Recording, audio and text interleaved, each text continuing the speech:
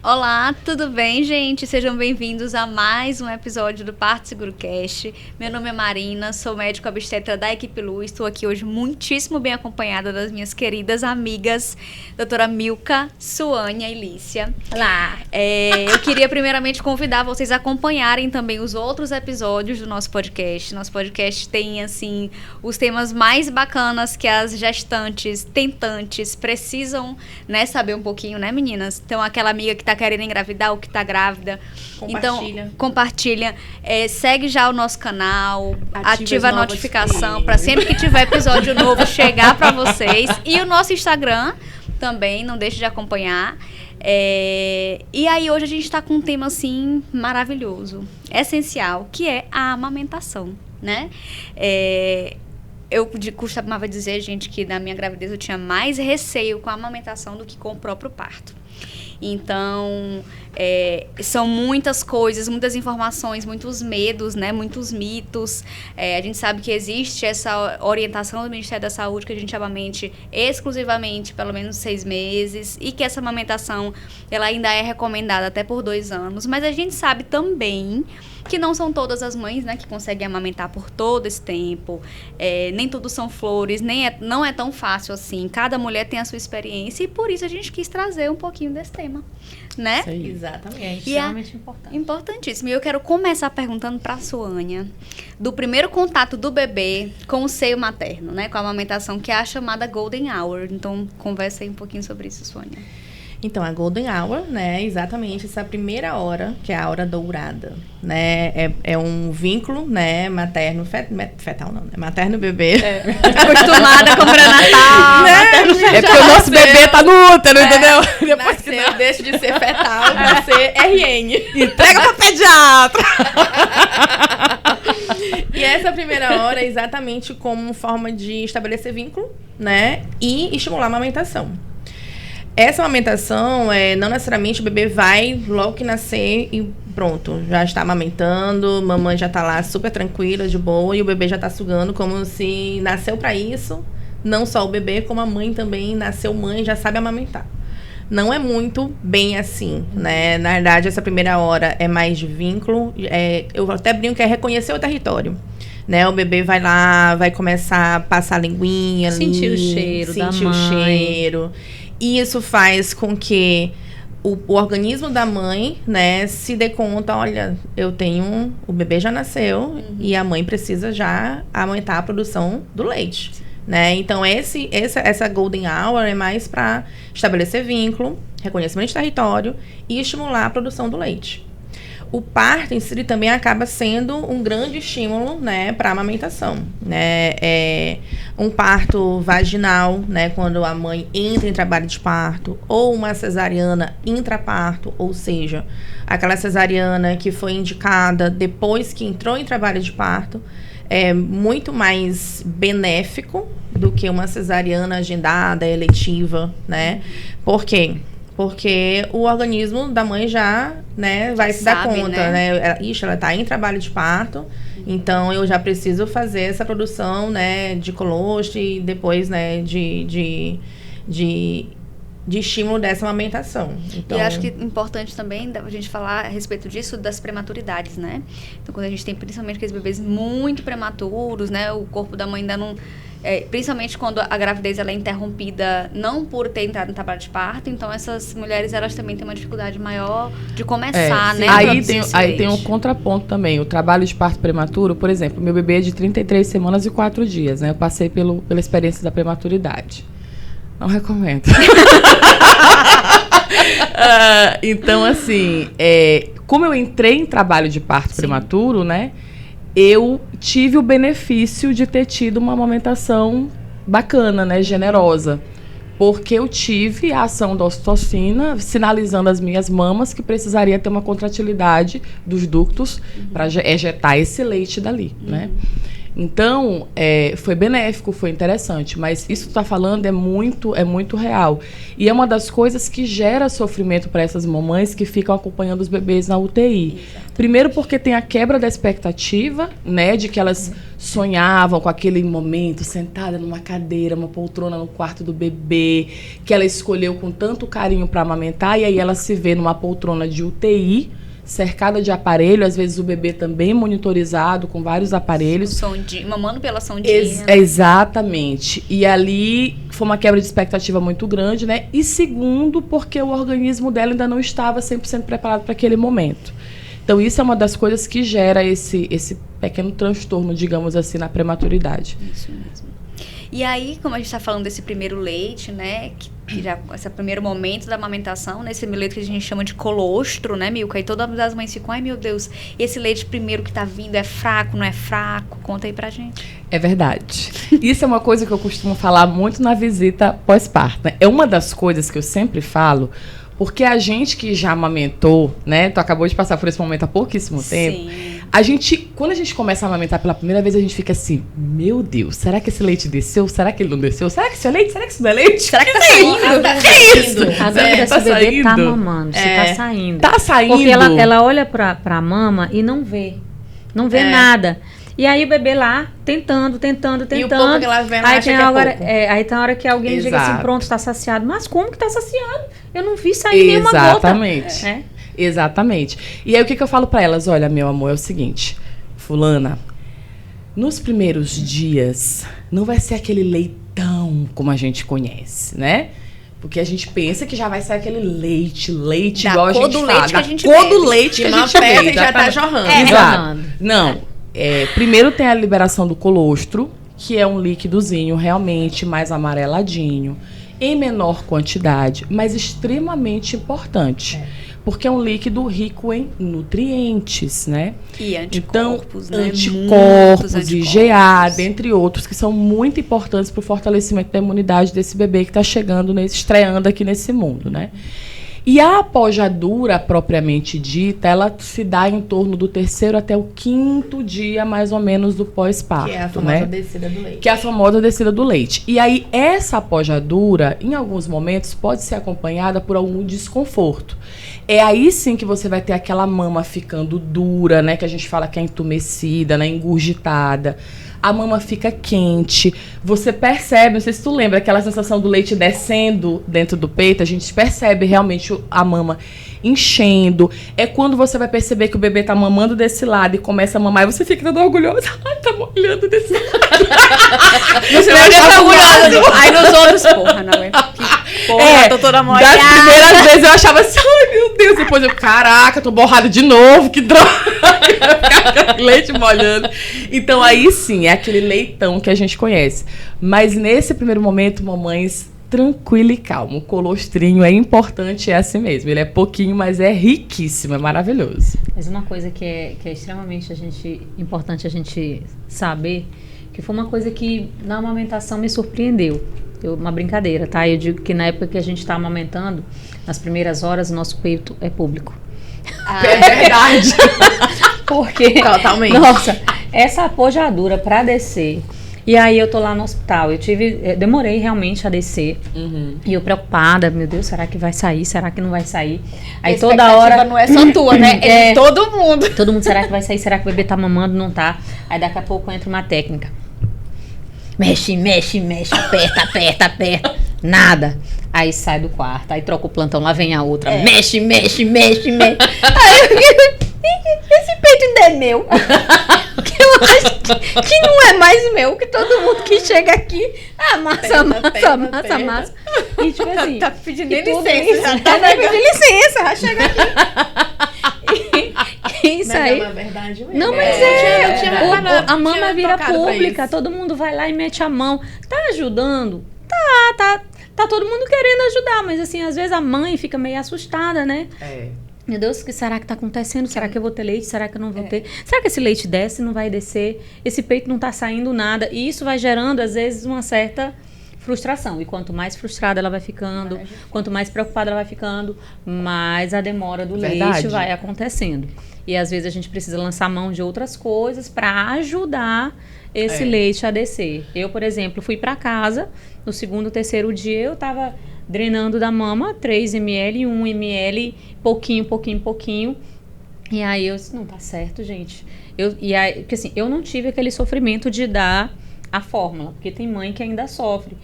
Eu vou dar a fórmula, eu não queria, tal, eu queria dar o meu, eu não tive, porque assim, era uma coisa que eu já vinha preparando a minha psique para dar fórmula, porque eu sou médica, eu sabia que mais cedo ou mais tarde eu já estava me programando para sair de casa mais cedo, então não saberia como é que ia ser essa amamentação. Então a questão do preparo para dar a fórmula já estava muito bem estabelecido na minha cabeça. Então quando eu comecei a não ver aquela quantidade de leite descendo, essa pojadura nunca acontecia, eu fui atrás de resolver, mas tranquilamente, sem nenhum problema. Meu filho foi orientado, estava alimentado, ele conseguiu ter a alimentação dele, apesar de eu não ter tido a pojadura nesses 3 primeiros dias, como a maioria tem. Então é importante que elas saibam que se você tiver uma demora, tranquilidade, gente, o bebê ele vai ser alimentado de uma forma ou de outra, vai ter toda uma equipe para te ajudar, a pediatra está ali justamente para te informar sobre isso, e o importante é que você esteja bem. Quanto melhor a mãe estiver, quanto mais tranquila ela estiver, mais fácil ter desse leite descer, porque senão dificulta ainda mais esse processo. O que acontece é que a gente só se prepara pro mais comum, né, e para aquele mais lúdico, né?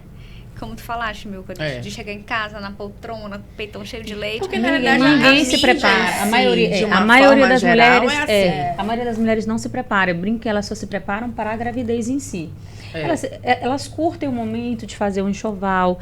Escolher a poltrona da amamentação é maravilhoso. Mas assim, lembrar que ela vai passar horas e horas sentada naquela poltrona. E que às vezes nem sempre é a poltrona mais bonita, tem que ser a poltrona mais confortável. Às vezes a poltrona é linda, mas ela range na hora que vai balançar, e você vai balançar várias vezes, não vai conseguir com o rangido daquela. Então, a escolha dessa poltrona é muito importante. Elas só se preparam, às vezes, só para esse momento. A prática, que é a vivência, que é ver relato de amamentação, é o que elas precisam focar também. Eu acho que também é porque, como eu estava falando, assim, a mídia em si, as novelas que a gente assiste, os filmes que a gente assiste, eu falo isso por experiência Davi hoje tem quase 8 anos. Então, na minha época, eu tinha uma expectativa da amamentação que era assim, como eles falam, Conto né? de fadas. A mãe já nasceu sabendo amamentar e o menino já nasceu sabendo mamar. É instinto, né? E na verdade. Não é a realidade. Então, assim, o outdoor, a mídia é uma mãe na sua poltrona. Muito bem, linda penteada. Amamentando. E tu acha que ela tá olhando pra saber se o menino pega com a posição correta? Nunca. Tá ali mamando, ela tá aqui conversando, bate-papo. Como se nós estivéssemos aqui e o meu menino tava aqui amamentando e conversando. Gente, é assim, e falou da pega, Sônia, e é uma das maiores dificuldades, né, gente, no momento da amamentação. Porque é justamente a forma que o bebê vai pegar essa mama, né? É importante a gente buscar essa informação antes do parto, né? Como é que deve estar a posição da boquinha do bebê na mama. Nisso é importante a consulta pediátrica, né? Pré-natal. Inclusive, se vocês querem saber sobre consulta pediátrica pré-natal, vejam o nosso episódio com a doutora Sueli sobre consulta pediátrica pré-natal. Inclusive lá ela fala várias posições, ela ensina várias coisas. É muito importante que vocês já se preparem, já façam todo esse estudo. Porque realmente é a forma que o bebê pega, né, que vai dizer se vai machucar mais, se vai machucar menos, se o bebê vai engolir mais rápido. Foi uma experiência que eu tive, assim, extremamente difícil, porque eu achava que estava tudo ótimo e a minha bebê tinha muita cólica e não dormia, não ficava no bercinho e não conseguia arrotar, e eu não entendia por quê, até que a gente descobriu que a pega dela estava incorreta. E ela já tinha mais de um mês, estava com 1 mês e meio. Então eu estava com 1 mês e meio que sofrendo e não conseguia identificar. E gente, o brinco caiu. Acontece. Vamos de volta. Ele tá Agora, depois a gente cai procura. Depois a gente volta. Mas, e eu sou obstetra, né?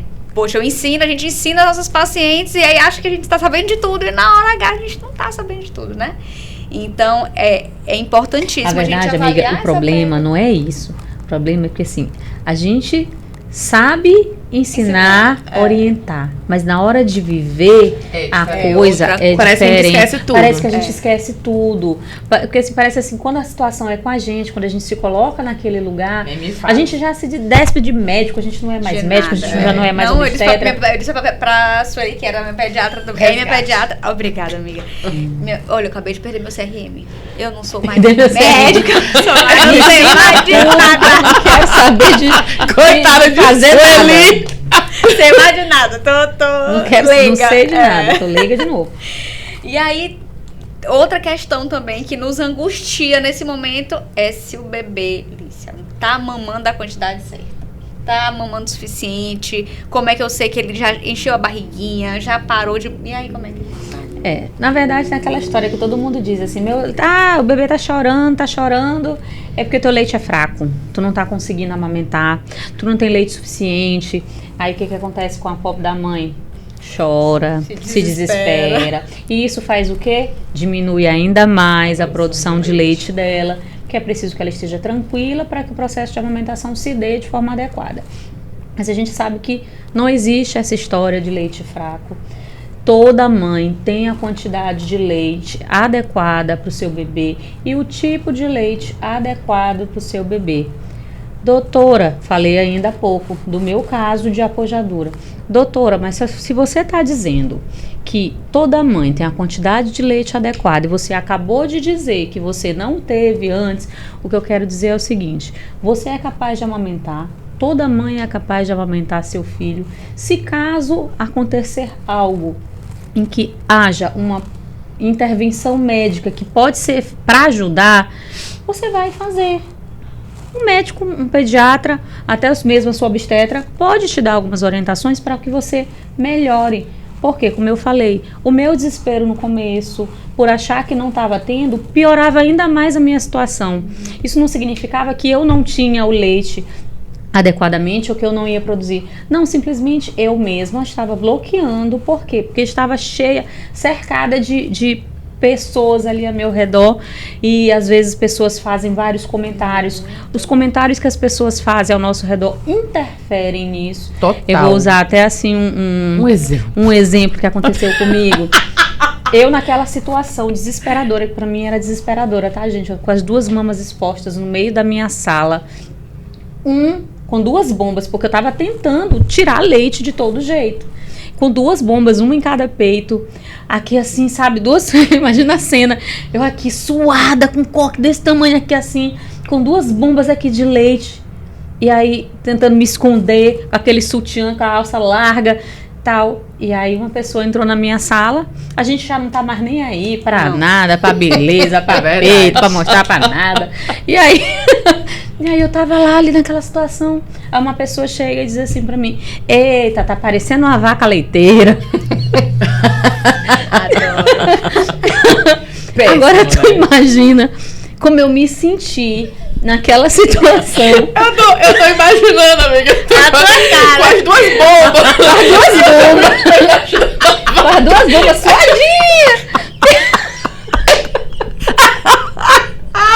Querendo que o leite saísse, o leite não saía. Ô, amiga, não, tipo assim, situação, então, é exatamente esse tipo de coisa que não se fala. Que não se fala. Isso prejudica. Essa mãe não vai ter leite?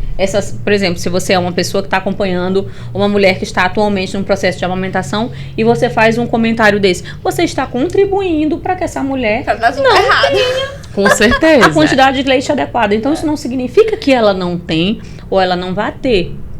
Mas existe uma interferência externa muito grande nesse processo de amamentação. Então ela é capaz, agora ela precisa se despir de toda e qualquer influência externa para que a amamentação dela ocorra de forma adequada. Do jeito que a gente fala que é para os pacientes que estão esperando parto normal, é o momento certo, que é aquela pressão da família. E aí, pariu? E aí, tá com dor? E aí, já nasceu? E aí, tá na hora? É a mesma coisa, gente. Essa pressão... Todo mundo fica. Não é legal. Na hora que você tem um beta positivo, acabou. Você Todo deixa mundo de ser... todo mundo quer dar um pitaco, se for é de pré-natal, é de medicação, é se faz atividade física, é se come, é come por 2, come por 1, como não sei das quantas, se vai amamentar, se não vai, se vai ter normal, se vai ser cesárea. Assim, palpiteiro é o que mais tem. Agora, duvido, não posso dizer assim, duvido, né? Mas assim, o que eles deveriam estar fazendo? Em vez de ter esse comentário, né, horrível. Triste. Sim, né? Poderia falar... Lícia, você tá precisando de beber água? Você quer que eu faça alguma coisa? O que eu posso fazer pra te ajudar? Verdade. Porque isso você acaba acolhendo o teu comidinha. cabelo. Tá suada. Acolhendo. O teu nó tá caindo aqui da cabeça. Deixa eu amarrar teu cabelo. Deixa eu vir Tem água pintar teu do cabelo lado, aqui enquanto você tá aqui. Exatamente. Então, assim... Você quer que eu segure aí pra você? Isso, exato. Sabe? É Você isso quer que eu mesmo. segure? É demonstrar acolhimento e apoio pra aquele Acolhimento. momento. Gente, olha, não é fácil. Assim, a minha primeira... Quando eu cheguei do hospital, cheguei em casa... Porque assim, no hospital, queira ou não, tu tem aquela técnica que tá ali, te ajuda a colocar no peito e tal. Em casa... Tipo, você e Deus. É você e Deus. Deus, Nossa Senhora, teu marido que te ajuda ali, tua mãe e tal. Mas assim... É difícil. E o meu filho, na época, chorava. E eu queria... O meu peito já tava cheio. Graças a Deus, tinha bastante colostro. Mas ele não pegava. E ele chorava e eu chorava pro outro lado. Porque e não a gente pega, é o morava- mais desafio. fazer e a ele gente pegar. morava perto de um supermercado. Meu marido... Vai lá. Pode comprar o leite. Vou comprar o leite. Agora. É. Vá, porque eu não sei. Gente, olha, gente. É desesperador. difícil. Olha, sabe o que desesperador. eu escutei nessa época dessa minha agonia com a pega, quando a gente descobriu que era pega? Era ela, consultora de amamentação dentro de casa, que era... Sabe o que eu escutei? Na minha época, isso era intuitivo, o jeito que o bebê pegava no peito. Eu fiquei... Aí que eu Não, mas chorava. Pra que tem consultora de amamentação? Pra que tem laser? Pra que tem não sei o quê?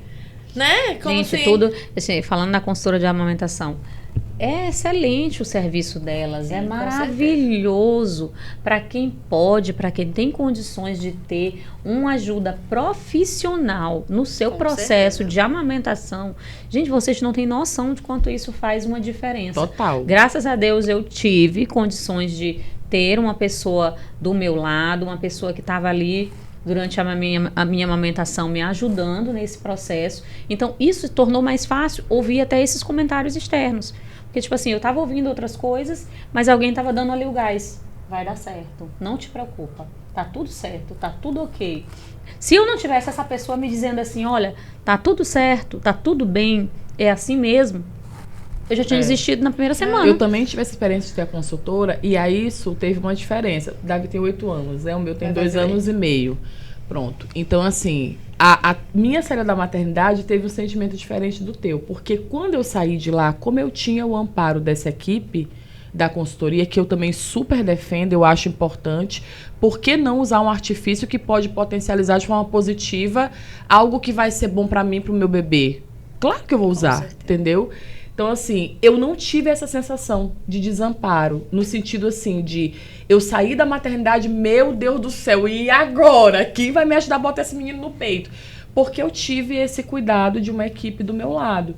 E eu não tive mais complicações, por quê? Porque ela me auxiliou nesse desafio da pega. Porque quando ela percebeu que eu comecei a fazer fissuras, ela interviu. Por isso eu não evoluí com uma complicação mais grave. Na Então minha é época, importante, gente. Né, na minha época, meu Deus, mas infelizmente vai Aí, fazer 8 anos. muda 8 anos. muito. Na minha época, assim. Na minha época, já existia consultora de amamentação. Só que não tinha aquele serviço, tipo, como hoje tem, né? De já contratar pra estar na maternidade. Pra 3 dias depois, 4 dias depois, vai te ver na tua casa. Não, tinha. Era só orientação. Tanto é que eu tive depois Do perrengue. Do leite já derramado, vamos dizer assim, que na verdade não estava derramando. Gente, literalmente. Literalmente. Estava derramando, tanto é que eu até doei. Literalmente. O negócio é que Davi, né, meu filho, Davi é que não tava conseguindo pegar, né? Não tava conseguindo fazer a pega, a sucção direitinho. Então eu chamei a consultora de amamentação, ela realmente foi lá em casa, ficou um tempão comigo, me orientou e tudo. Fui pro banco de leite, inclusive, né? Também fez orientação, só que assim, a gente precisa... logicamente, a gente não pode generalizar, né? Então, cada um tem as suas particularidades. Davi era um bebê pig não, ele era restrito, né? Nasceu com 2,6 kg, 46 centímetros. Então, ele era pequeno. A boca, pequena. Meu bico, plano. Aí, junta um bico plano, uma boca pequena. Ele não conseguia abocanhar. Então, assim, a consultora tentou ajudar, me fez, falou assim, esvazia um pouquinho para depois colocar o bebê. Tentei fazer isso. Fui no banco de leite, o fono avaliou. Tá tudo bem, não tem nada com problema na boquinha dele, mas, assim, não teve quem fizesse ele pegar. Davi pegar. Então, assim, a minha experiência em si, na amamentação, não foi aquilo que eu sempre almejei, tipo assim, aquela expectativa que eu tinha, que era aquela de sentar, se conversando, me mamando, isso eu não tive. A minha amamentação, ela foi muito difícil, né? Uma parte muito, assim, delicada na minha época é porque eu tinha muito leite. Eu tinha bastante leite, tanto é que eu doei pro banco de leite.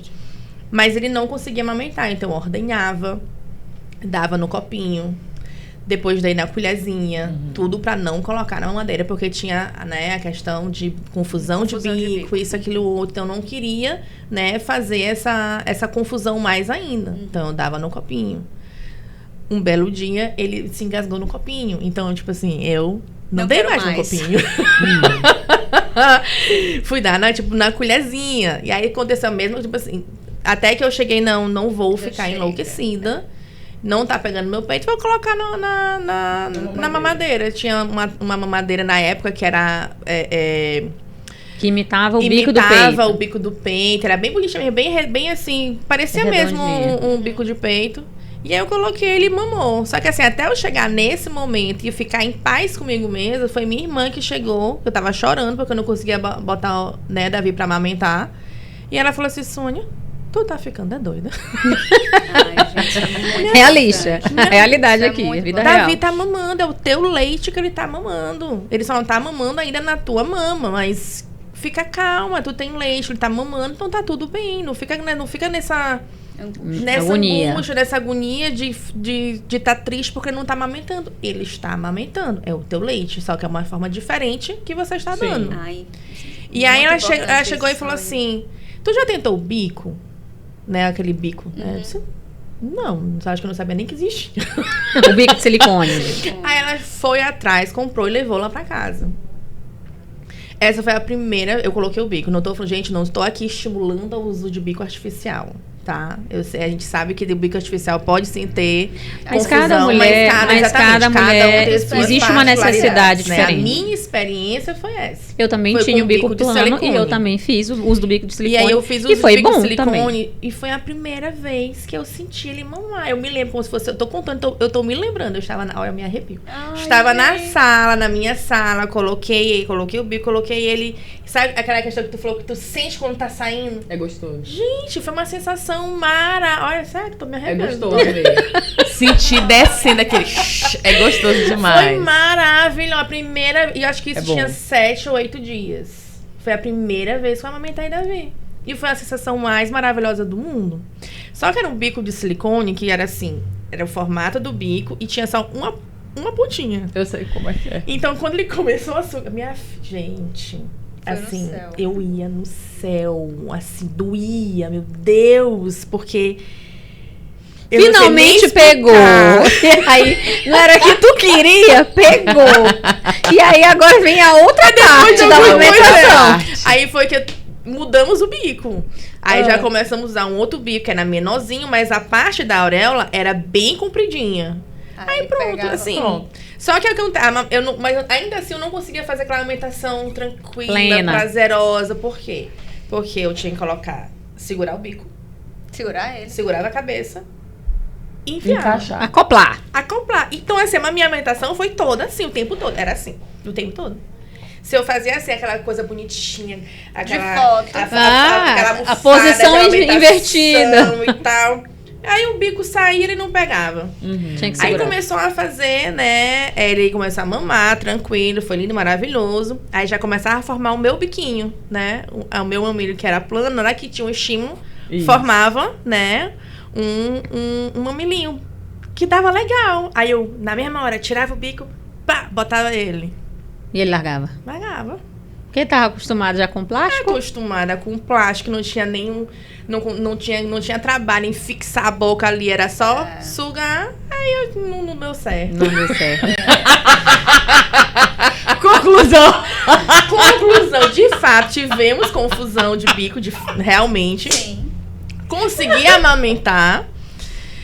Da mesma forma como a Lícia falou, nós, né, acho que talvez, né, todas nós somos, na maioria das vezes, autônomas, né? A gente precisa voltar a trabalhar. A gente não tem aquela licença maternidade De no 6 mínimo meses 4 a meses. 8 Não vou nem meses, falar de ou- 4, de 4 meses, nem isso a gente tem. Verdade. Então, com um mês, mais ou menos um mês e meio, eu já voltei para alguns turnos de atendimento, né? E aí eu botava na bomba, né? Na bomba, pra colocar sugava. o leite lá, pra ele continuar amamentando, mesmo não estando em casa.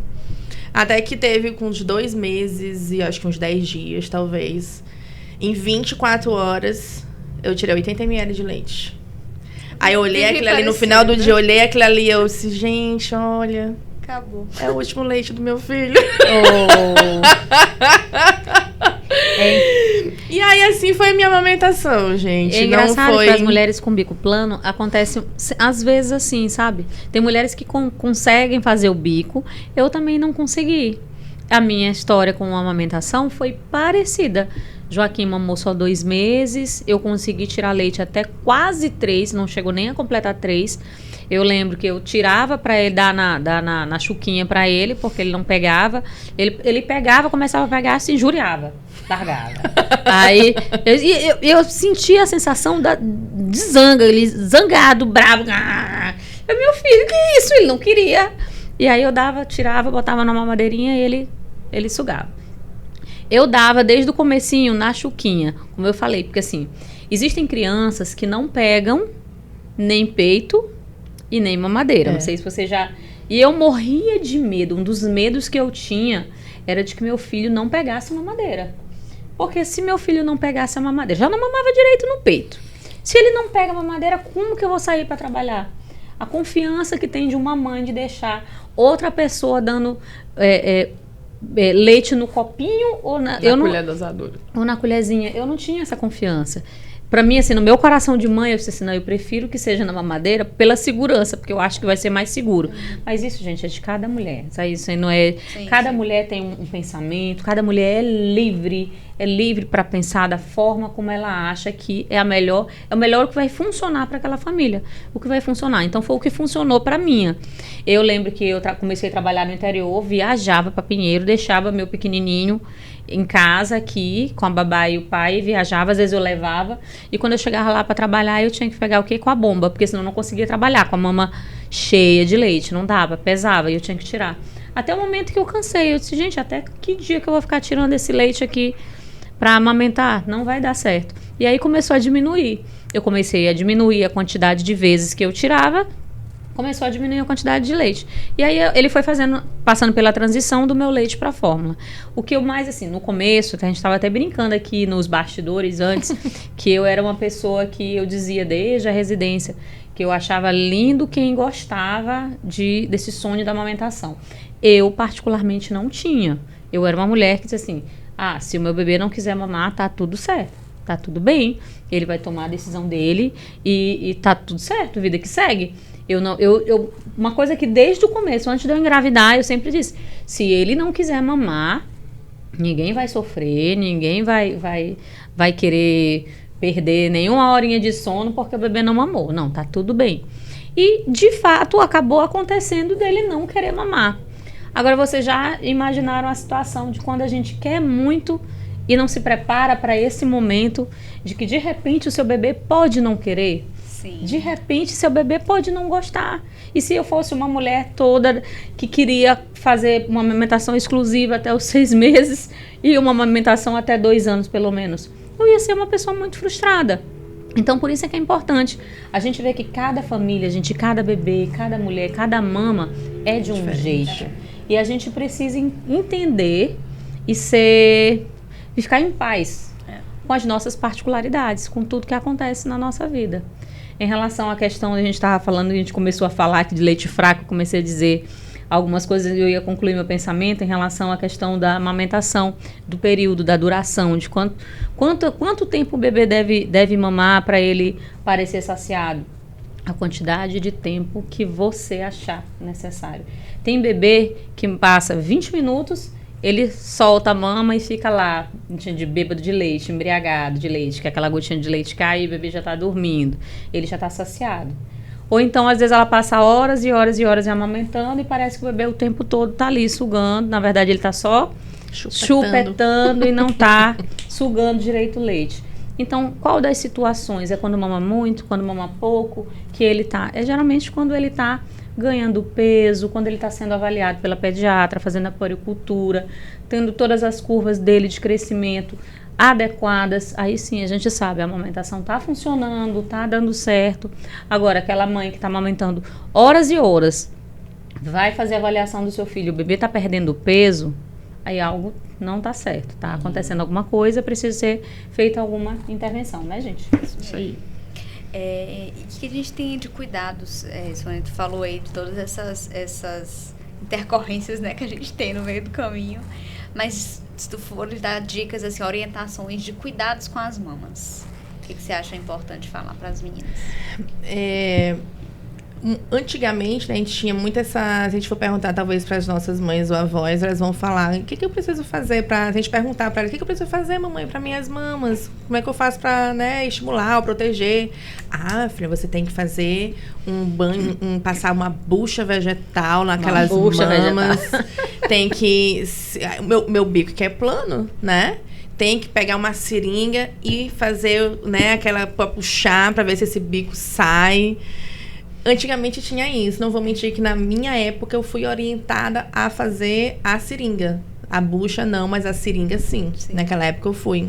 E hoje a gente sabe que isso não é... Graças a Deus. Graças a Deus, verdade. Não é necessário, né? Na mas realidade, no consultório a gente ouve isso, sabia? A gente ouve. Né? Não, e elas chegam perguntando, mas doutora, é pra eu fazer mesmo, pra ficar forte? Porque a bucha, teoricamente, seria pra não fissurar, pra não fissurar, né? Na realidade, existem algumas modificações na tua mama, né? Que é exatamente para proteção. Perfeito. Então, se você perceber, a areola, né, da mama era menorzinha, na amamentação ela fica maior. Grande. Ela escurece e fica maior. Essa é para que essa modificação? Para exatamente ter uma proteção. Para quando estiver amamentando, em vez de ser a bucha, na realidade, é a tua areola que está aumentando e está fazendo esse papel. A hidratação, não tem, quem tiver, né, gestante ou se lembrar da sua época de gestante, tinha aqueles como se fosse um monte de espinhazinhas, assim, um monte de pontinho nas mãos, que são os tubérculos do Montgomery, né? É o quê? São glândulazinhas que também acabam fazendo a hidratação dessa mama. Hoje, a recomendação para amamentação especificamente, orientação. Quanto mais orientada você estiver sobre a amamentação, sobre o processo do colostro, da pojadura, né, da descida do leite, das dificuldades, inclusive, né, inerentes à amamentação, mais tranquila você vai passar por aquela situação. Então, inclusive, a minha experiência hoje eu utilizo muito no consultório. Eu até brinco, falo assim, olha, gente, às vezes a gente esquece, né, de se preparar para o depois do nascimento. Se preocupa muito com o enxoval, se preocupa com o tipo de parto. Hoje, né, ainda bem, muitas também se preocupam com o tipo de parto, que era algo que muitas não se preocupavam antes, né? Então, se preocupa mais com o enxoval, tipo de parto, saída de maternidade, isso, aquilo, outro. Mas esquece que o menino vai nascer, e aí? E acaba que vem aquela lembrança, né? Aquela expectativa que achar que, eu já sei, eu já nasci. sabendo, e ele vai nascer sabendo mamar também. Não é muito bem essa realidade. Assim, eu brinco muito que a primeira semana é o caos. É o caos. Eu falo que é o caos. Eu falo só uma semana. Já tive uma família que pós-parto que ela falou, doutora, você pode aumentar para 2 semanas. Essa primeira não. O caos foi ampliado. É o caos. E assim, quando você tá naquele caos e você sabe que aquilo é normal, né? É o período que vocês estão se conhecendo. Você vai ter uma posição diferente que você vai gostar mais. O bebê também vai gostar de uma posição melhor. Então, assim, vocês estão se conhecendo. E esse processo de conhecimento entre você e o seu bebê pode demandar tempo. E aí, se você tá tranquila, tem uma rede de apoio, tem consultora de amamentação, se tiver fissura, tem laser terapia, enfim, você consegue persistir mais nesse seu sonho de amamentação, né? Mas é uma coisa também que eu sempre deixo muito claro também nas consultas se não der certo, tudo bem também. Tudo bem. Você pode amamentar o período que deu para amamentar, né? Ou por você, porque você teve que trabalhar, ou porque o bebê realmente não conseguiu fazer aquele clique, não conseguiu ter uma produção por mais tempo e teve que precisar usar fórmula. Ou hoje você faz um aleitamento misto, tem um aleitamento materno, mas também usa fórmula. Gente, paciência, acontece. Se não deu certo, assim, né? Entre aspas. Seu bebê tá ganhando peso, tá tudo bem com ele, se é com leite materno ou com fórmula, tá tudo certo. Você não vai ser menos mãe ou mais mãe, porque não, eu tive muita dificuldade, mas eu insisti, eu chorei dia e noite, meu peito ficou em pele eu amamento viva, gritando, chorando, mas eu amamento. Saindo sangue, isso, aquilo, outro. Não pode, gente. Assim como a gente fala da saúde mental no pré-natal, na gestação, tem que ter uma saúde mental no pós também, gente. Tudo em excesso eu acho que faz mal, né?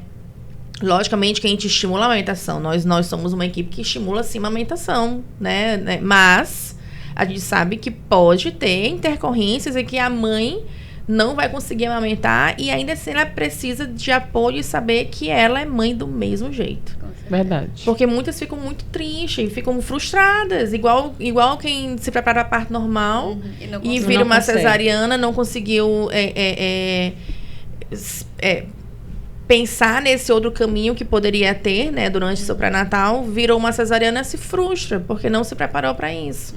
E é como o Lisa estava até falando, né, ela se preparou desde o início que ela poderia amamentar exclusivamente, como também poderia não amamentar e ainda assim ser tudo bem. Tudo bem. A gente tem falado muitas consultoras de amamentação, mas falou do banco de leite, né, Sônia? Eu acho que é uma orientação pra gente deixar, assim, aqui na nossa cidade, todas têm, mas deixar a orientação para as nossas pacientes e para as mulheres aqui de São Luís. Eu usei também, tu também disse que usou, né, Milka, a assistência do banco de leite. É porque eu tava na UTI, né? Sim. Ele tava na UTI. Então, assim, eu não consigo pagar uma consultora de amamentação, eu não consigo ter esse suporte em casa, mas existem os bancos de leite, eu usei. Foi onde eu consegui mesmo corrigir a pega da Catarina. Foi no banco de leite da maternidade de alta complexidade. Fui extremamente bem acolhida, né? Aquelas mulheres são, assim, super experientes, já viram de tudo um pouco. E então tá lá para todo mundo, né? É importante. É importantíssimo. E recebem também doação para esses bebês da UTI, que essas mães não conseguem ainda ter essa produção adequada, e os bebês precisam do leite materno. Então essa doação também é muito importante. Como é que elas chegam lá? É só chegar pra gente dizer como é que é o caminho das pedras aqui. É só chegar e procurar o banco de leite, tanto na antiga Marlene. Ela chega lá com o bebê, onde é o banco de leite, isso, com licença, tô chegando, né? Isso, e no materno da mesma forma. E aí elas vão perguntar o que foi. Olha, tô com dificuldade, o bebê não tá pegando, o peito tá machucado, não tá pegando legal. E elas fazem uma avaliação da pega do bebê, da boquinha, da linguinha, da tuarela. É bem legal. E assim, eu descobri lá que eu tava sentando errado. E a gente pensa que é só o jeito que o bebê tá pegando o peito. Verdade. Então a minha postura tava incorreta, eu tava sentando errado, eu tava botando ela errado. Então parece que na hora que tudo foi ficando do jeito certo, tudo ela se encaixa. Certo, tudo se encaixa.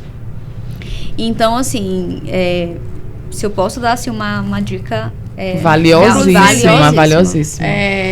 Até no nosso, né, a gente tem, a nossa equipe tem esse grupo de WhatsApp com as gestantes, né, e as puérperas. Sim. E teve realmente um relato muito importante, né, que uma das mães colocou para que as outras mães também muito legal, pudessem entender esse processo da amamentação, que realmente para ela também não foi fácil, né, e deu como dica, inclusive, o banco de leite, né, ela foi pro banco de leite, conseguiu ter uma orientação, e uma coisa que ela falou que achou que foi muito legal, porque além disso, tem como se fosse uma roda de conversa lá com as outras porque mães. Ficam várias cadeiras e as mulheres todas sendo ali atendidas. E aí, como é que tá o teu? Tá saindo? Não tá, mas você vai conseguir. Eu já consegui, gente, já tá melhor. Muito boa. É muito bacana. E aí, só finalizando o teu adendo do banco de leite, né? Antigamente existia muito as amas de leite, né? Aquelas pessoas que você tinha, uma amiga que teve um bebê, não amamentou, ela vai lá e dá o leite pro seu bebê, né?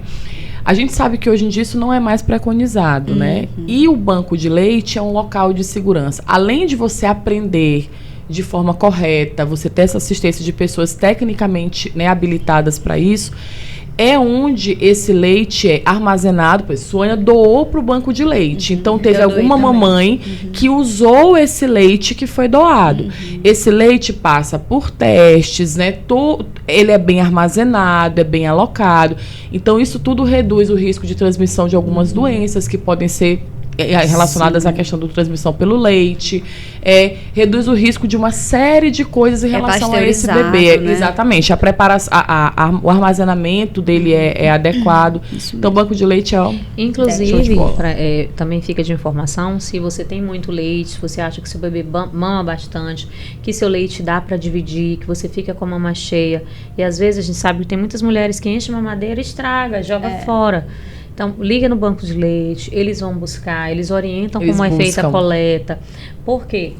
Você pode estar precisando de uma orientação sobre a amamentação, mas também tem muita criança, muito bebê que está aí na UTI. Às vezes não tem as suas mamães, as mamães partiram, ou as mamães estão doentes e elas não conseguem fazer essa amamentação para essas crianças. Então, é importante que esse banco de leite seja sempre alimentado, abastecido. Então, as mulheres que puderem doar, que doem. E, Milka, se tu puderes dar, assim, as dicas, fora tudo isso que a gente já deu bastante, né?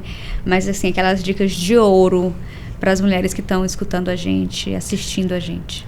É importante saber o que é preconizado, né? Então, pelos estudos que são feitos e tudo, a OMS preconiza aleitamento materno exclusivo até o 6º mês de vida, né?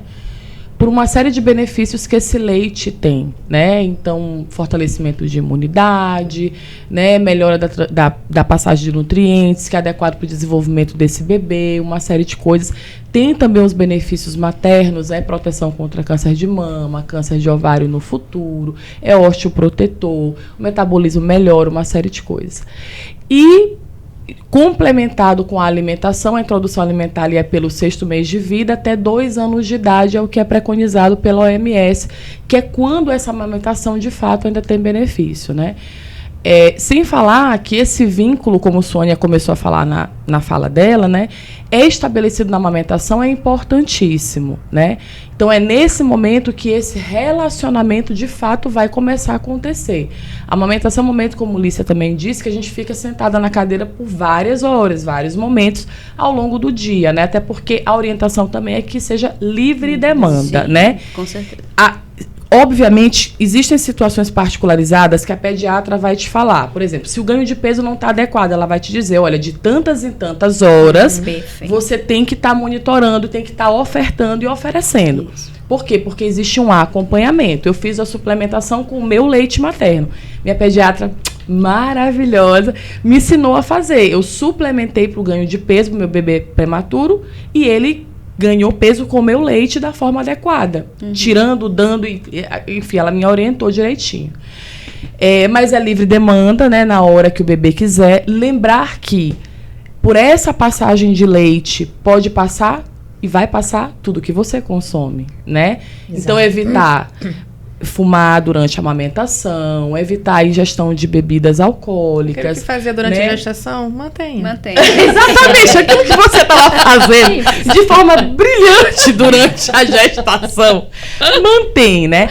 Evitar tomar qualquer medicação durante a amamentação, porque a gente se preocupa muito na gestação, médico, né? Exato, sem orientação pode, médica, sem orientação médica, não é assim. Quando eu falo qualquer medicação, no sentido de assim, qualquer medicação, antibiótico, de forma, sabe? Aleatória, sem orientação médica, porque você vai transmitir também para o seu bebê. Esse leite algumas medicações, elas podem passar, exatamente. Não é exatamente por conta disso que existem algumas situações que contraindicam totalmente a amamentação, né?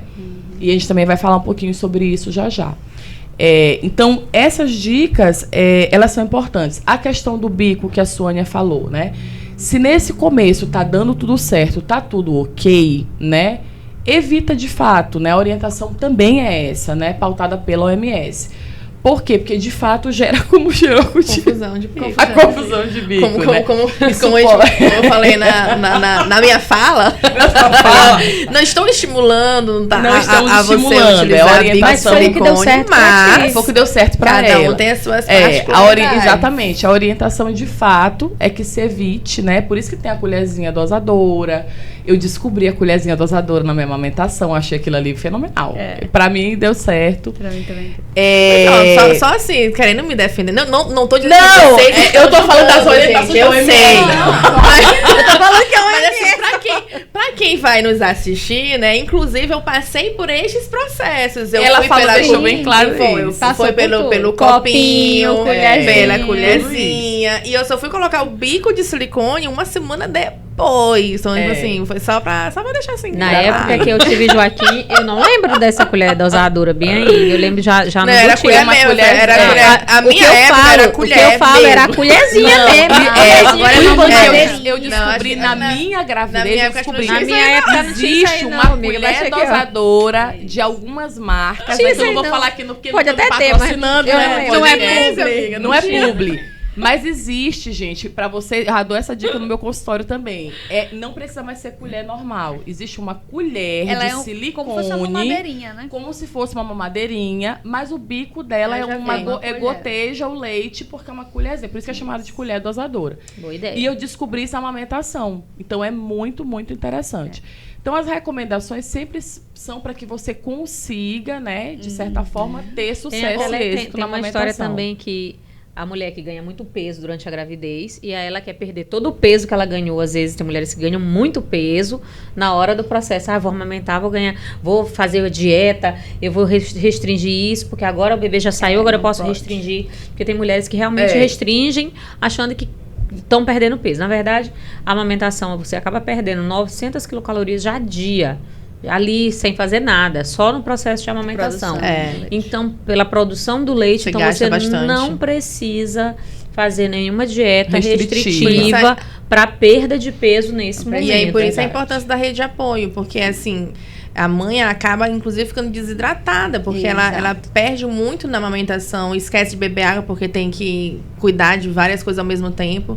Aí a rede de apoio vem,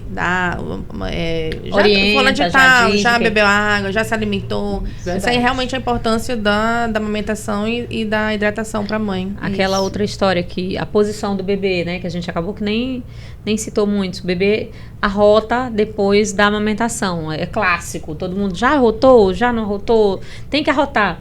O que é preciso? O bebê, ele precisa fazer o quê? O que é esse arroto? Esse arroto é apenas para ele liberar a glote, para que essa glote não possa fechar, para que ele não regurgite e entre o leite no lugar errado. Ele só precisa estar em pé, gente, na posição em pé, durante 15 minutos. Não necessariamente você vai ouvir aquele barulhão brrr, daquele arroto. Às vezes é só um ventinho que não dá nem para escutar direito e o bebê conseguiu fechar direitinho a posição da via aérea dele, apenas ficando em pé. 15 minutinhos em pé, fica observando o bebê, aí depois pode colocar ele para deitar. Que é algumas dicas que a gente... Só para, talvez, quase finalizando aqui, gente, São Luís está mega quente, né? Gente, quente. E aí precisa da água. Pro bebê? Pro bebê? Não. Não, mas aí tem uma coisa que é importante. Vai sabe? depender. Vai depender. Exato, Não é conta aí, não, Lícia. vai depender. Porque, tipo assim, é clássico que não se dá água pro bebê tá amamentando, só leite Quem tá em materno, aleitamento não materno, se dá. não se, se dá. Se a Aleitamento criança materno, está em aleitamento materno exclusivo, ele não precisa de água. Mas, Se tiver só em aleitamento... se ele estiver complementando com Complementando. leite, ele precisa, gente. É preciso fazer a água, porque senão o bebê constipa. Porque o leite que a gente dá, o externo, ele não é o natural do intestino do bebê, o que estava preparado, o que o intestino estava preparado. Então, vai fazer mais resíduo. E é preciso que a criança tenha líquido ali para que ele consiga o E intestino no aleitamento funcionar materno, direitinho. materno, esse é o primeiro leite é aquele mais aguado, né? É, exatamente. Que é o que vai hidratar e tirar a sede do bebê. E depois que vem aquele líquido, Isso. aquele leite mais gorduroso, que é o que vai... Tem de aquela fato, história, não sei se vocês já pegaram alguma ganhar mamãe que chega no consultório de vocês com uma mama bem desenvolvida e uma mama pequena. E a gente pergunta, não, mas é porque o bebê só mama desse lado, ele só gosta desse lado. E aí ela acaba estimulando ele a mamar só do lado que ele gosta. E o que acontece com ele? O tempo inteiro aquela mama vai sendo desenvolvida e uma mama vai diminuindo. E a gente sabe que Não essa é comum, não é, mas não, já... não, eu já peguei alguns Já peguei pacientes. também. E aí, tipo assim, mas por quê? Não, porque ele gosta. Ele só pega desse lado, mas das duas uma. Ou a gente vai ter que pegar esse bebê, rodar e tentar fazer ele mamar do outro lado. Ou você vai estimular essa mama com a bomba, para que ela comece a trabalhar também e saia. E a gente sabe que, assim, toda mamada, a gente não deve... Mamou dessa primeira vez, ele esvaziou essa mama. E aí vai começar a mamar de novo, na mesma mama. E de novo, na mesma mama.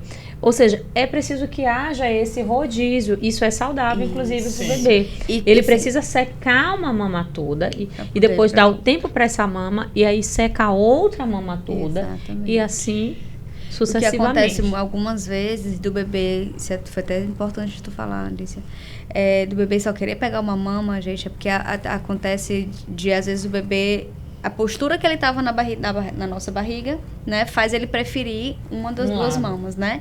E aí, em alguns casos, esse bebê tem até um torcicolo congênito. Sim. Né? Como se ele só quisesse ficar de um lado, né? Sim. A minha bebê não tinha torcicolo congênito, mas o osteopata que acompanhou ela disse que ela só tinha, o mundo dela só tinha um lado, ela só queria ficar viradinha para um lado. Na hora que ela deitava só com a cabecinha para um lado, pro outro lado. Então esse estímulo E às vezes é precisa importante isso aí, ser porque feito. que tu tá dizendo da posição do bebê, que às vezes o bebê não quer por conta da posição do da pescoço. postura. Se você tem Exato. a orientação adequada, você consegue fazer o giro do bebê Exatamente. e fazer com que o bebê mame na posição que ele É só quer, postural. mas que mame Exatamente. na mama Na que Uma mão, outra precisa. coisa outra também que influencia na amamentação, que é bom investigar, né, a questão do freno, né? Com certeza. Então tem muitos bebês que às vezes não amamentam muito bem na primeira semana, na segunda, ou vê que não tá ganhando peso e acaba Hoje quando já for tem o teste indo da vai linguinha, investigar. né? Muito comum. Mas aí que tá, também. Eu tive Já algumas tive experiências várias puérperas linguinha normal. que era teste da linguinha normal na maternidade ainda. E depois Isso, de uma, também 2 tive semanas tem problema e teve que fazer a cirurgia. Eu também já tive. Isso é Aí importante. a gente tem que ver, né, se Pois é, isso como é que foi feita, de repente, Isso. a orientação, o teste, para saber se realmente não foi visto, é uma coisa que existia e não foi visto. Ou às vezes é algo muito ainda discreto, Era não deu pra muito ver naquele sutil, não deu momento, pra ver no seria bom começo. ter uma Quando cresce um reavaliação. pouquinho. Então, assim, na verdade, o ponto que talvez eu queria deixar aqui é que tem alguma dificuldade na amamentação, não é totalmente só simplesmente uma posição e uma pega. Sim. Pode ser a posição do pescoço, eu só consegui virar para um lado. Então, será que talvez ela tendo uma dificuldade a pegar o peito por conta dessa posição que ela já tem de forma já natural, por conta do que ela estava vivenciando dentro da barriga? Será que tem um freno que está atrapalhando, abocanhar a mama? Por isso que a importância, né, de ter uma avaliação não só com a pediatra, mas com o banco de leite em si, porque ele acaba te orientando e te dando opções, né, para que você consiga ajustar essa amamentação e quem sabe você continuar com o seu aleitamento materno, né? E aí se viu todas as possibilidades, tá tudo certo, tudo normal, e ainda assim não deu, gente, fórmula. Hoje em dia tranquilo. Tem fórmulas aí super mega, quase que natural. Outra coisa ficar com o coração tranquilo. Outra coisa importante, porque assim, depois da amamentação, outra coisa que eu comentei do bebê arrotar, que é uma coisa que preocupa muito a mãe, é a posição que ela vai deixar esse bebê depois da amamentação. Ela amamentou, ela colocou, o bebê arrotou.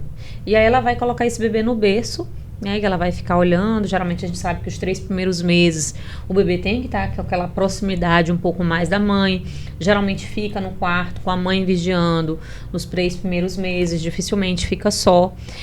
Porque os 3 primeiros meses são os mais importantes, que o bebê ainda não tem tanto domínio da glote dele. E qual é a posição que a gente tem que colocar esse bebê no berço? Que a gente sabe que a posição clássica que a gente vê é colocando o bebê de bruço. Muita gente, a gente chega, às vezes até, não sei se vocês já tiveram essa oportunidade de chegar para fazer a visita na maternidade e encontrar um bebê deitadinho de bruço. Pelo menos de lado. Né? Ou de ladinho ou de bruço. E aí a gente sabe que essa não é a posição correta de deixar o bebê. O bebê ele tem que colocar de barriga para cima, inclusive várias campanhas do Ministério da Saúde, até colocar um desenho de um bebê e bota este lado para cima no peitinho. Perfeito. Porque coloquem o bebê de barriguinha para cima. Por quê? Porque se ele regurgitar, é mais fácil dele tossir, chorar e você escutar e acudir essa criança, porque de bruço ele não tem domínio no pescoço, ele vai colocar, pode sufocar. De lado ele também pode virar, e a gente, então, a melhor posição para o bebê sempre é de barriguinha para cima, sem nada no berço. A gente está muito na moda da naninha. Eu vou botar uma naninha aqui para ficar gostosinho, mas a naninha pode sufocar o seu bebê. Então não deixe naninha no berço, sem vigilância, sem ficar olhando, porque esse período ainda, no início, é muito complicado. Muito aquele, como se fosse antirrefluxo, o travesseirinho antirrefluxo. O travesseirinho antirrefluxo é muito bom para isso, que ele já deixa o bebê já com a cabeceirinha mais elevada. Então são coisas que às vezes quando a gente está na primeira viagem, a gente não tem muita expertise. Se eu botar o bebê de lado e ele regurgitar, vai ser mais fácil, né? Mas na verdade, gente, quando a gente bota o bebê de barriguinha para cima, o esôfago fica embaixo. Isso. E a traqueia fica em cima. Então, se ele regurgitar, é mais fácil também dele engolir. Isso. E se ele ficar de lado, eu tô deixando a traqueia e o esôfago na mesma altura. Exatamente. Né? Então, o bebê tem mais risco de aspiração. Então, né, por isso que o jeitinho certo é de barriguinha pra cima. As nossas mães, nossas avós ficam, meu Deus, mas assim, vai dá a impressão que aí é que vai sufocar, né?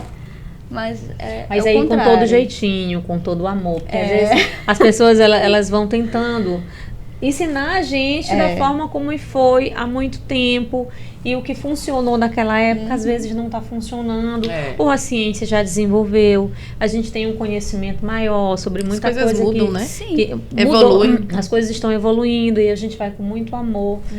Não, mas tudo bem, a gente vai botar assim por enquanto, depois a gente vira de novo, mas a gente não vira de novo. Gente, assim, a amamentação é um mundo. A gente pode ficar aqui conversando. Verdade. E não vai se esgotar. É verdade. Mas assim, então pra gente conseguir encerrar, né, eu queria que cada uma falasse assim, desse uma mensagem final com um pouquinho da sua experiência, aquela, se eu puder tirar do que eu vivi, o que vocês deixariam? Milka tem uma história porque cada uma tem uma coisinha um pouco diferente. Sim. Milka tem a prematuridade e uma amamentação bem sucedida. Suanha tem um bebê de termo e a amamentação, ela tinha bastante leite, mas acabou que a pega do bebê não foi. Eu tinha um bebê limítrofe ali, 37 semanas e pouquinho, e não tive tanto leite, que eu não tinha leite, assim, não era uma coisa... Vamos falar cada um pouquinho. Cara, eu acho que se eu puder deixar um recado, né, para as pessoas, eu acho que é ter paz. Assim, tranquilidade. Eu sou uma mãe muito paz e amor. De verdade. Durante a gestação e durante a amamentação. E eu acho que essa tranquilidade que eu tive foi uma das coisas que acabou colaborando para a questão da amamentação ter sido bem sucedida, né? Era muito tranquila, então assim, essa história de como as meninas falaram, né? Eu tentava o máximo possível não ficar absorvendo, né? Aquela coisa do que falavam, dos comentários. Não, eu estava muito tranquila. Eu estudei bastante, eu procurei muita informação e como o que eu falo no consultório é realmente o que eu fiz, o que eu faço na gestação. Eu estudava muito, eu assistia muitos vídeos de conteúdo, eu pegava muito artigo, então eu sabia para que caminho ir, né? Eu busquei orientação técnica, eu busquei ajuda, então tudo isso me trouxe uma redoma de tranquilidade. E graças a Deus realmente deu muito certo. Então, essa realidade que Sônia idealizou, graças a Deus eu eu era essa mãe que botava Tito no colo, conversava e amamentava. Mãe propaganda. Eu amamentava no meio do corredor, eu tava com o menino no canguru, eu tava no aeroporto, eu amamentei no aeroporto, no meio do aeroporto. Botei uma fraldinha aqui, ele tava aqui, em pezinho. Ele mamava desse jeito. A Elícia que via. Saía na rua conversando e amamentando. Mas assim, eu busquei informação, eu tive tranquilidade, porque eu sabia que o estresse ia bloquear minha ocitocina, ia bloquear minha prolactina, ia cagar tudo, ia detonar tudo. Então eu tive tranquilidade, porque essa informação me deu essa tranquilidade. Busquei apoio técnico mesmo, porque eu queria ter sucesso naquele processo. E é isso, gente. Perfeito. Pra mim deu certo. Sônia. Na verdade, é o que eu, inclusive, já falo no consultório, né? Como eu falei antes, a minha experiência serviu, na realidade, para que eu fale mais sobre o assunto nas consultas de pré-natal. Enquanto, para mim, a principal, assim, a primeira foi tranquilidade, né? De acordo com a minha experiência, como eu não fui a mãe modelo, né? Minha mãe tá essa modelo e tal. A minha palavra já é conhecimento, né? Então, assim,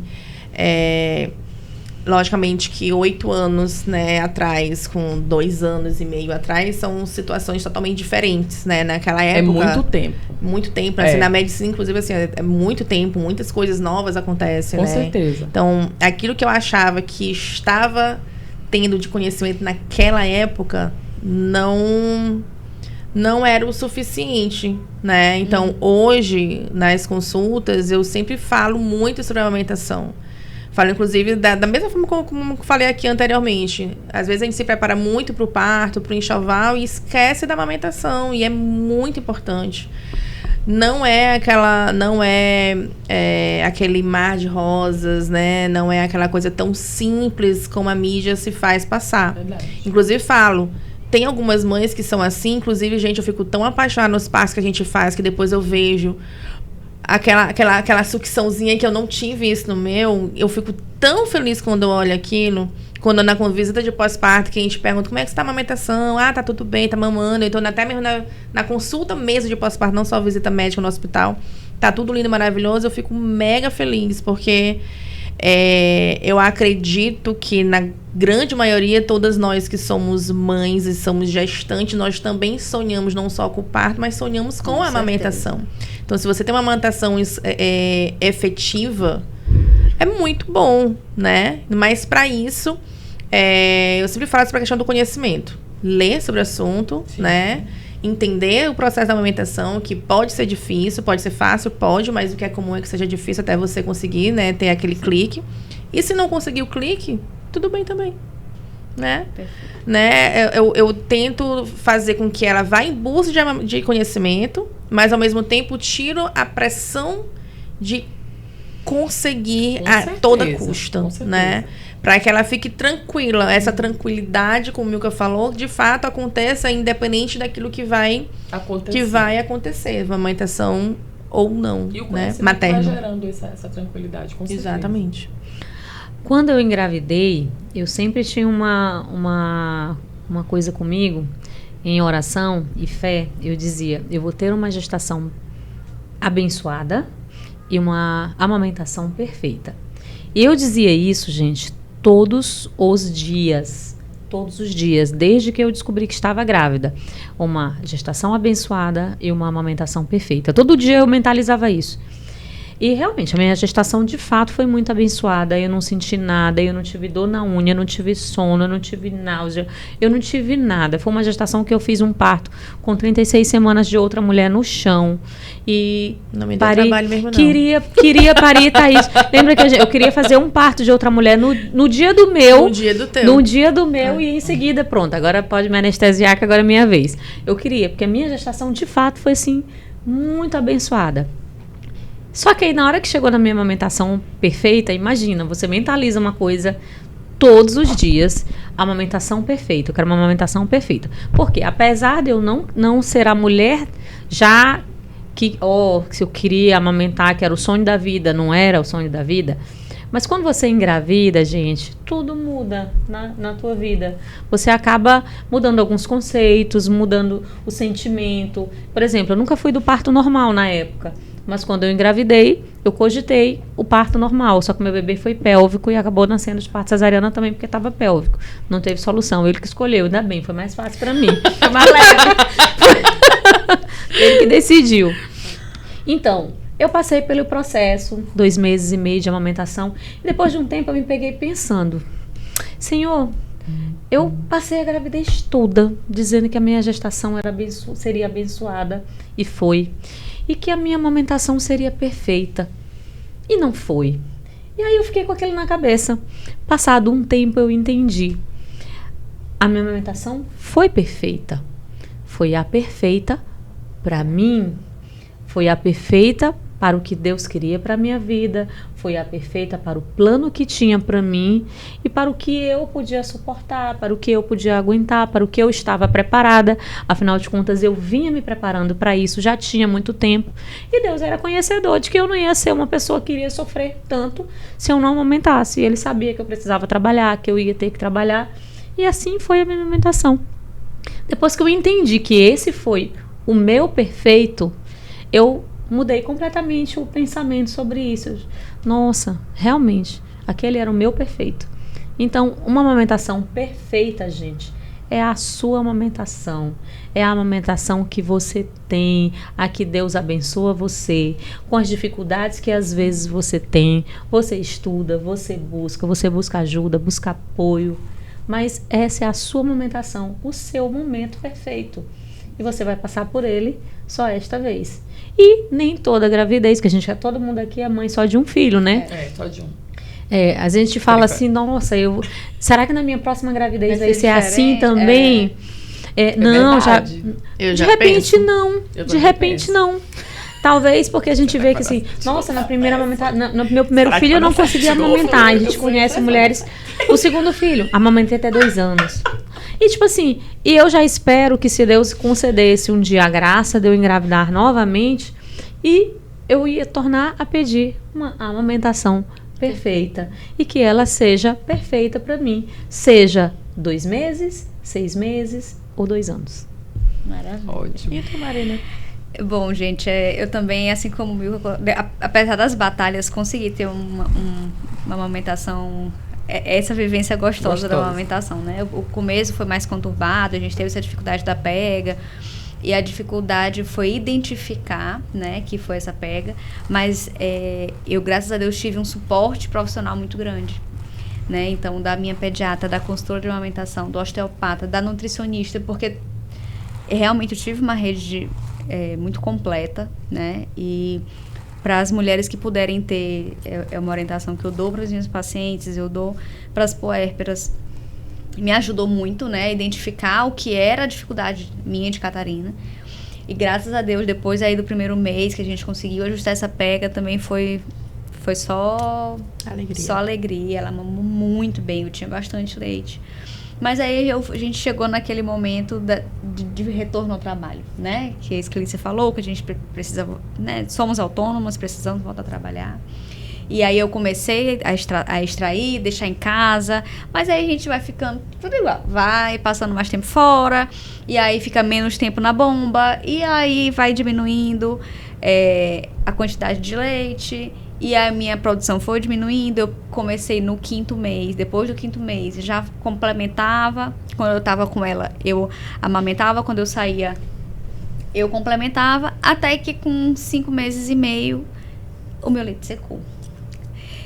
E pra mim foi muito difícil, porque é justamente o que a gente tá conversando aqui, a gente se preparar só para as 1000 maravilhas, a gente não se prepara para a parte difícil. E quando eu comecei a complementar, foi que nem Sônia falou, é incrível como as nossas experiências também são muito parecidas. Eu comecei na colherzinha dosadora, e aí depois aí ela tomava o meu leite só na colher dosadora, tudo bem. Aí eu comecei a dar fórmula, ela já odiava a fórmula, porque a Catarina amava mamar. E o gosto é muito diferente, então já foi difícil para ela aceitar a fórmula. Aí eu via minha filha tomando aquela fórmula naquela porcaria daquela colher. Até que chegou um dia que eu disse, paciência, eu tô sendo já egoísta. Porque acaba que chega no momento que eu parece que eu tô lutando mais pela amamentação por mim. E eu percebi nesse momento que eu tava sendo egoísta com a minha filha. Porque eu tava saindo pra trabalhar, tava ficando longe dela, eu não tinha mais leite pra deixar e eu não tava fazendo a bichinha mamar aquele leite ruim, porque eu provei. E não é gostoso, é ruim. Numa colher, sabe? Que derrama, Aí foi o dia que eu comprei a mamadeira. E graças a Deus, como a tua irmã, a minha pessoa, assim, é a minha mãe e a minha irmã, que também tem um bebê de 10 dias de diferença. Mas a minha mãe disse, minha filha, já chega. Você deu seu leite pra sua filha, ela mamou, ela tá bem, compra uma mamadeira agora, já chega, vá comprar uma mamadeira. E aí eu comprei, e aí o primeiro leite de mamadeira eu que dei, mas eu que quero dar. E dei. E aí o leite foi secando, e pra mim foi assim, foi uma transição bem difícil. A Catarina tá agora com 6 meses e 1 semana. Não foi fácil pra mim, né? Nós estamos fazendo 1 mês aí, já que eu não consegui mais amamentar, porque eu me preparei para o momento que ela não quisesse mais mamar. Eu não me preparei para não ter mais leite para ela, né? Então, a gente contava os saquinhos antes de sair de casa. 1, 2, 3, 4. E aí vai diminuindo. Eu ficava desesperada quando tinha pouco. Eu tirava, às vezes, na bomba, 150 ml. Aí foi diminuindo. Teve dia de eu tirar 20 ml na bomba. E aí, esse dia, eu disse, cara, porcaria, não tem mais. É muito difícil. Esse dia é difícil. É muito, porque a gente fica frustrada. Pô, eu tenho que sair pra trabalhar, eu tenho que me virar, e aí eu tô falhando aqui, né? Mas é justamente deixar de mensagem, gente, que a gente tá dando o nosso melhor e que a nossa história é nossa. E minha filha tá maravilhosa, ela tá começando a comer, daqui a pouco não quer mais nem saber de leite. E é assim, né? Eu acho que é assim a vida. Então, eu acho que o que nós queremos hoje com esse episódio deixar de mensagem é que cada uma de nós tem a sua história, né? Somos mulheres, mães, que amamos nossos filhos com histórias diferentes e estão todos muitíssimo bem, né? Então respeite também a sua história, aceite a sua história, a sua experiência, faça tudo o que você puder dentro das suas limitações, das suas possibilidades, né? E eu acho que tudo isso pra gente viver a nossa maternidade da forma mais feliz possível, mais leve, parar com essa história de que, porque é mãe, então eu sou culpada, a culpa da mamãe. Não, vamos, então, pra gente tentar pegar um pouquinho dessas nossas experiências pra se preparar e deixar esse momento mais leve. Esperamos que vocês tenham gostado. Acho que foi um dos episódios mais gostosos, com certeza, né? foi bem legal. Sempre é bom a gente compartilhar a experiência, né? Ainda mais de uma troca tão boa com os nossos filhos. A amamentação realmente é uma bênção de Deus. E obrigada, continue acompanhando a gente. Liga o sininho. Sim, ativa a notificação. Compartilha com aquela amiga que precisa. É verdade. Exatamente. Né? É importante acompanhar o Instagram, né? Com certeza, da Luz, gente. Porque lá a gente sempre publica. Na hora que o episódio é lançado, a gente já faz a publicação. Luz.partoseguro, gente, no Instagram. É importantíssimo acompanhar. Isso. E até porque a gente tá cheio, rica, nossa página tá ficando rica em informação. A gente tá falando tanto de informação, né? Sobre a gestação. Então, é um novo canal aí pra vocês acompanharem, se informarem de tudo. Sempre tem um babado lá. E o nosso brinde. Gente. Obrigada. Tchau, até a próxima. Gente. Beijo.